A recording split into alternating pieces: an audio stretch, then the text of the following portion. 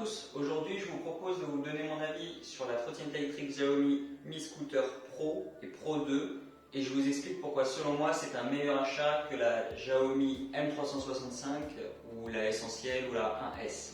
Dans ma précédente vidéo que vous pouvez retrouver ici, je vous avais expliqué pourquoi vous ne devriez pas acheter la M365, 1S ou la Essential parce qu'elle est très encombrante et elle a une autonomie correcte sans plus.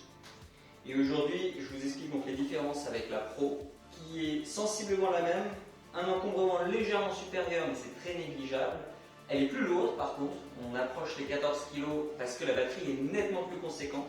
En effet, l'autonomie annoncée est de 45 km. Dans les faits, vous atteindrez facilement les 25 km, ce qui est selon moi plus que raisonnable. En plus de l'autonomie, l'autre grosse différence, c'est que vous êtes sur un moteur plus puissant de 300 watts contre 250 watts. Dans les faits, cela vous permet d'avoir une puissance supérieure, notamment dans les montées, où la version classique de la trottinette de Xiaomi peine un peu. Vous aurez également donc des accélérations un peu plus franches. Avantage également de ce moteur plus puissant, c'est que si vous souhaitez débrider la trottinette, vous pourrez atteindre les 30 km au lieu des 25 bridés par la réglementation européenne.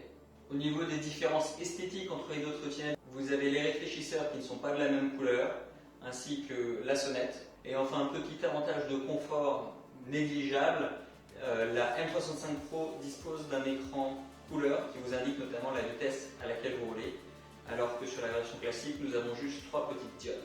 Néanmoins, cette trottinette conserve les défauts du modèle entrée de gamme de Xiaomi, à savoir les pneus AR qui ont tendance à crever. À l'avant, j'ai déjà crevé, donc je l'ai remplacé par un pneu dur. Je n'ai pas encore crevé à l'arrière, donc pour l'instant j'ai gardé le pneu d'origine, mais dès que je creverai, je le changerai pour un pneu dur pour éviter ce genre de désagrément.